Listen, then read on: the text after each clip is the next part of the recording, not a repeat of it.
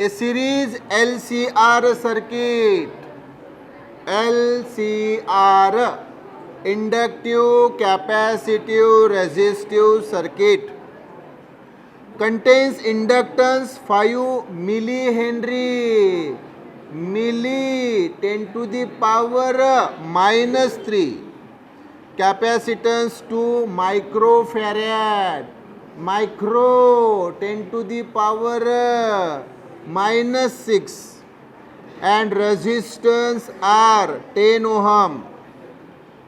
If the frequency of AC source is varied यानी change, what is the frequency at which maximum power is dissipated?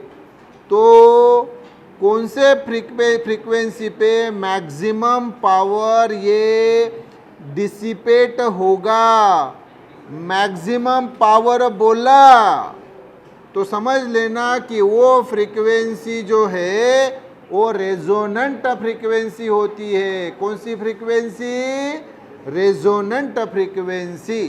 हाँ, तो हमें ये जो circuit दिया है एलसीआर सर्किट, ये रेजोनेंट सर्किट है। कौन सा सर्किट है? Resonant circuit. हाँ, तो अब यहाँ पे जो शब्द प्रयोग किया मैक्सिमम पावर, कौन सा पावर है बाबू? तो आपका प्रश्न, सर मैक्सिमम पावर बोला तो फ्रीक्वेंसी ये रेजोनेंट फ्रीक्वेंसी हुई कैसे? वहां बोला क्या रेजोनेंट फ्रीक्वेंसी?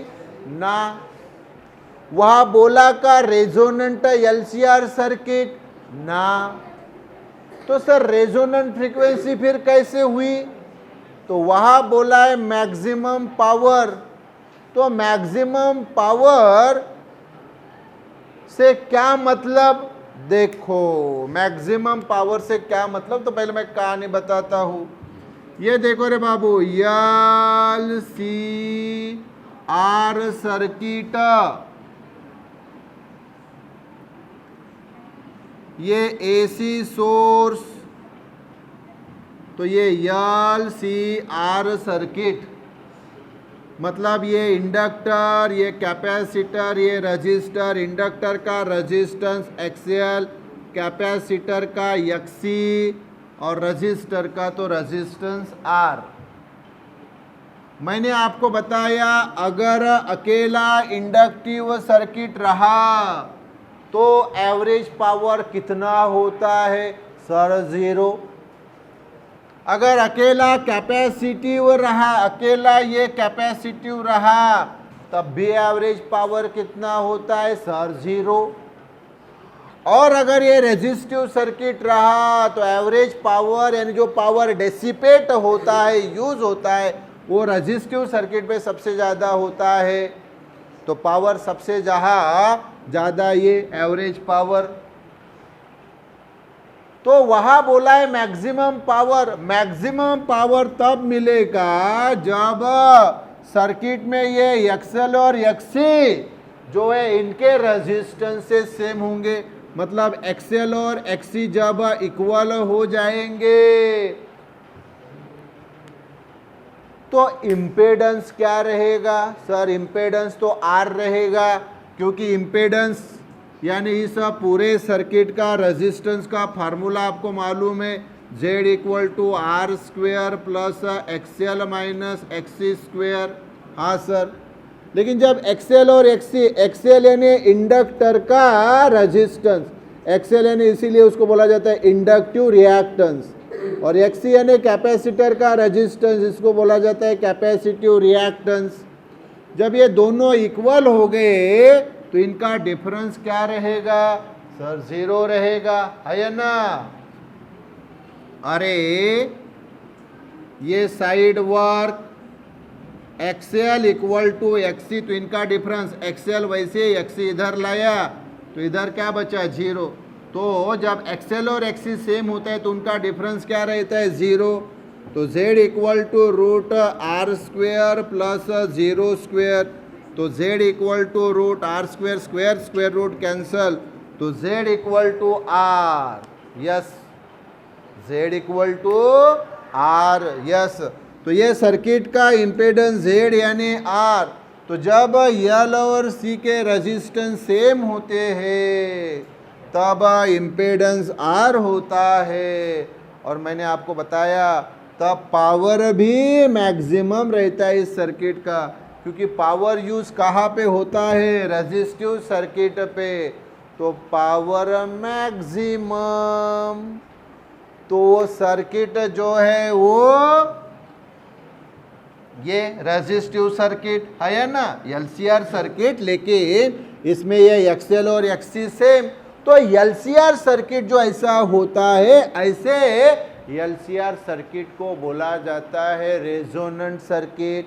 और इसकी जो फ्रीक्वेंसी होती है, ये साइकिल की फ्रीक्वेंसी यानी नंबर ऑफ साइकिल्स पर सेकंड, ये फ्रीक्वेंसी होती है रेजोनेंट फ्रीक्वेंसी। तो ये तो डाटा बताया मैंने। तो अभी प्रॉब्लम, तो सर एफ का फार्मूला हमारे पास है 1/2π रूट LC, है कि नहीं फार्मूला ये? यस। तो ये तो एक्स्ट्रा की इंफॉर्मेशन थी। प्रॉब्लम तो एकदम सादा है कि ये फ्रीक्वेंसी हमें कौन से फाइंड करनी है? Resonant frequency. तो अभी तक मैं क्या बता रहा था कि वो फ्रीक्वेंसी रेजोनेंट क्यों है? क्योंकि रेजोनेंट तो दी ही नहीं थी, तो सर आपने ऐसे कैसे ले ली रेजोनेंट फ्रीक्वेंसी? तो जब भी पावर मैक्सिमम बोला जाता है तो समझ लेना मैक्सिमम पावर रजिस्टर पे ही होता है, और उसके लिए एल और सी का रेजिस्टेंस सेम होना चाहिए, यानी एक्सएल और एक्सी सेम होना चाहिए। और एक्सएल और एक्सी अगर सेम रहे तो ये जो एलसीआर सर्किट है ये हो जाता है रेजोनेंट सर्किट। और उस वक्त जो इसकी फ्रीक्वेंसी होती है वो होती है रेजोनेंट फ्रीक्वेंसी। तो F equal to 1/2π root LC। और यहाँ पे ये साइड वर्क में वैल्यू क्या दी है वो बताओ, यल क्या दी है और सी क्या दी है वो इसमें रखेंगे और आंसर मिलाएंगे। तो मुझे बताओ यल क्या दी है? तो आप बोलेंगे सर यल दिया है 5 मिली हेनरी, और कैपेसिटेंस यानी कैपेसिटी दी है 2 माइक्रोफैराड। तो ये 5 मिली हेनरी और ये 2 माइक्रोफैराड। 5 वैसे ही मिली यानी 10⁻⁻3, ये 2 वैसे ही माइक्रो यानी 10⁻⁻6 फैराड। ये दोनों वैल्यू इसमें रखो। तो एफ वैसे ही 1 वैसे ही 2π वैसे ही रूट यल की वैल्यू 5 10⁻⁻3 और 2 10⁻⁻6। तो ये 1/2π रूट 5 2 10, 10 यानी 10 का पावर 1 और ये 10 का पावर -3 -6 -9। तो ये 1/2π रूट 10⁻1 -9 यानी -8। तो ये 1/2π 10⁻8 को रूट के बाहर निकाला तो 8 को आधा कर देना 4, तो 10⁻4 इसको लेके गए अप, तो ये हो गया 10⁻4/2π। 10⁻4 यानी 1 के ऊपर 4 0/2π, 1 के ऊपर 4 0 यानी 10,000/2 यानी 5,000/π। 5,000 यानी 5 और 3 0 यानी 10⁻3/π। ये हो गई फ्रीक्वेंसी और इसका यूनिट है हर्ट्स। ये हो गया आंसर। और अभी आप मुझे वहां से ऑप्शन बताओगे, बताओ option D option is the right option. Clear क्या रे बाबू? बोलो बोलो yes. If the potential difference across the inductor 3 millihenry is the same as that across the condenser 30 microfarad, in A series RLC circuit, मतलब inductor और condenser यानी capacitor, इनके ऊपर का पोटेंशियल डिफरेंस समान है। अरे पोटेंशियल डिफरेंस यानी ही वोल्टेज, और वोल्टेज यानी ही EMF, तो दोनों का वोल्टेज कैसा है? समान। वोल्टेज कैसा है? समान। तो फिर उनका रेजिस्टेंस भी रहेगा समान, और रेजिस्टेंस समान रहा तो मैंने बोला आपको कि फिर वो LCR सर्किट होता कौन है? रेजोनेंट LR सर्किट है ना। तो फिर फ्रीक्वेंसी कौन सी? Resonant frequency. तो वही पूछा है, then the frequency of the applied EMF is, तो जो फ्रीक्वेंसी रहेगी वो क्या रहेगी, ये हमें पूछा है। ओके, तो फिर से सर्किट, तो ये LCR सर्किट, ये AC सोर्स, तो ये बार बार बता रहा हूँ, इंडक्टर यानी कॉइल, ये कैपेसिटर यानी कंडेंसर, ये रजिस्टर। तो इंडक्टर का इंडक्टेंस यानी सेल्फ इंडक्टेंस L, कैपेसिटर की कैपेसिटी C, कैपेसिटी को ही कैपेसिटेंस बोलते हैं। तो अच्छी तरह से फिट कर लो दिमाग में, कैपेसिटर को दूसरा नाम है कंडेंसर, और कैपेसिटर की जो वैल्यू होती है उसको बोला जाता है कैपेसिटी। कैपेसिटी को ही दूसरा नाम है कैपेसिटेंस, और रजिस्टर का रेजिस्टेंस R। क्या बोला है हमें? क्या बोला कि ये जो करंट जो यहाँ से सोर्स से पास होता है भाई, तो ये LCR सीरीज में है, इसको LCR बोलो या RLC बोलो, एक ही बात होती है। तो एक ही बात है वो, तो करंट तो सेम पास हो रहा है, इसके ऊपर का EMF E, इसके ऊपर का EMF E, तो ये EMF फिर सेपरेट, मतलब ये EMF इन तीनों पे डिस्ट्रीब्यूट हो जाता है। जैसे इसको मान लो फादर, और ये इसके 3 बच्चे, तो फादर की प्रॉपर्टी वो फादर अपने हिसाब से तीनों बच्चों में दे देगा, किसी को थोड़ी कम, किसी को ज़्यादा, किसी को समान। तो ये L के ऊपर आ गया EL, C के ऊपर आ गया EC, और R के ऊपर आ गया EMF ER। तो ये E equal to EL plus EC plus ER, ये होता है। खैर हमें इसकी ज़रूरत नहीं, हमें ये बोला गया है गिवन कि भाई ये EL और EC है equal, EL equal to EC, यानी L का EMF और C का EMF सेम। क्लियर है क्या रे बाबू? EMF यानी ही वोल्टेज, तो L के ऊपर का वोल्टेज और C के ऊपर का वोल्टेज समान। वोल्टेज यानी ओहम्स लॉ के अनुसार करंट इनटू ये रेजिस्टेंस, यहाँ भी करंट इनटू रेजिस्टेंस। तो सर आपने करंट सेम क्यों लिया? क्योंकि यहाँ से जो करंट जा रहा है वो इसमें से जितना जाएगा आए उतना ही तो सामने पास होगा, आए तो करंट कैसा पास हो रहा है? समान। और इसका रेजिस्टेंस क्या होता है? एक्सियल मालूम है आपको, और इसका रेजिस्टेंस एक्सी, ये तो मालूम है एक्सियल। इसको बोला जाता है इंडक्टिव रिएक्टेंस, और Xc को बोला जाता है कैपेसिटिव रिएक्टेंस। यस, तो आई हो गया कैंसल, तो XL इक्वल टू Xc। देखो रे देखो, XL इक्वल टू Xc, तो फिर ये LCR सर्किट हुआ कौन हुआ? ये हुआ रेजोनेंट LCR सर्किट। तो फिर इसकी फ्रीक्वेंसी ये कौन होगी? Resonant frequency. बोलो बोलो बोलो।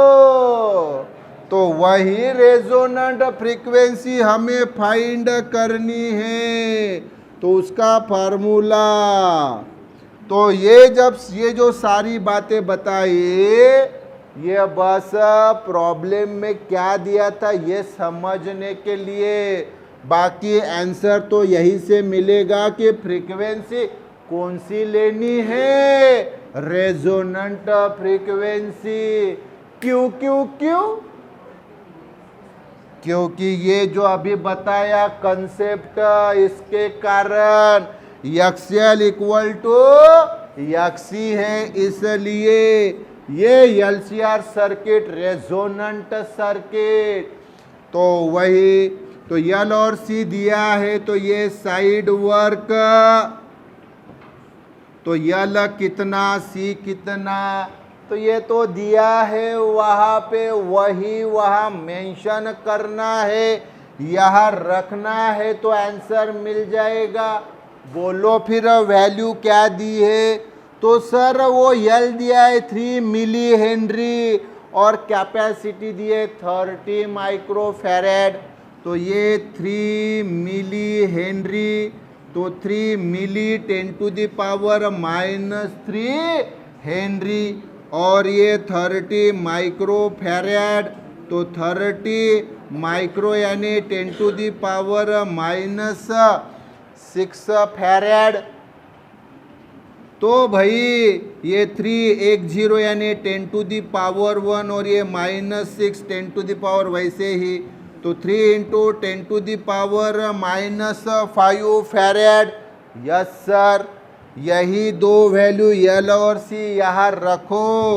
तो F इक्वल टू 1/2π√, L यानी 3 10⁻⁻3, C यानी 3 10⁻⁻5, तो 1/2π, 3 × 3 9, और ये 10⁻⁻8, तो 1/2π, 9 का √3 और 10⁻⁻8 का 10⁻⁻4, 8 को आधा कर दिया, इसको लिया अप, तो ये 10⁻⁴, और ये 2 3 6, पाई की वैल्यू 3.14, चाहो तो 2 ले सकते हो। तो ये 10⁻⁴ यानी 1 के ऊपर 4 0 यानी 10,000, और ये 6 × 3.142, 3.142 × 6, 6 2 12, 2 लिया, 1 कैरी, 6 4 24 + 1 25, 5 लिया, 2 कैरी, 6 1 6 + 2 8, 6 3 18, तो ये आ गया 18.852। अरे 18.852 यानी करीबन 19 किसके पास है? तो सर 20 के पास है। किसके पास है? 20। तो 20 लिया अगर नीचे, तो 1 0 1 0 कैंसल, ऊपर बचेगा 1000, नीचे बचेगा 2000/2, 500 500 500 500 500 500 500 500, ब्लैक की टिकट 500 500 500, तो 500। अभी नीचे की ये वैल्यू 20 नहीं है, उससे थोड़ी कम है, तो 500 से थोड़ी ज़्यादा वैल्यू हो जाएगी। Nearly about 530 hertz answer. अब वहां पे ऑप्शन बताओ, कौन सा option? B option, B is the right option. बोलो रे बोलो, कुछ तो बोलो। Yes. An oscillator circuit consists of an inductance of 0.5 millihenry, मिली कहाँ पे मिली, and a capacitor of 20 microfarad. तो the resonant frequency of the circuit is nearly, तो रेजोनेंट फ्रीक्वेंसी कितनी होगी? अब तो यहाँ पे डायरेक्टली वो फ्रीक्वेंसी का नाम दिया है कि भाई कौन सी फ्रीक्वेंसी, तो रेजोनेंट फ्रीक्वेंसी। फार्मूला तो बता ही चुका हूँ, तो एफ इक्वल टू 1/2π√LC। तो यहाँ साइड वर्क यल दिया है और सी दिया है, तो जो भी वैल्यू आप ऑलरेडी अभी दी है, यल भी दी है, सी भी दी है, तो बस वही वैल्यू लिखना है। देखो क्या दी है फिर, तो आप बोलेंगे सर यल दी है 0.5 मिली हेनरी और सी दी है कितने रे बाबू, 20 माइक्रोफेरेड। तो ये 0.5 मिली यानी 10⁻³ हेनरी।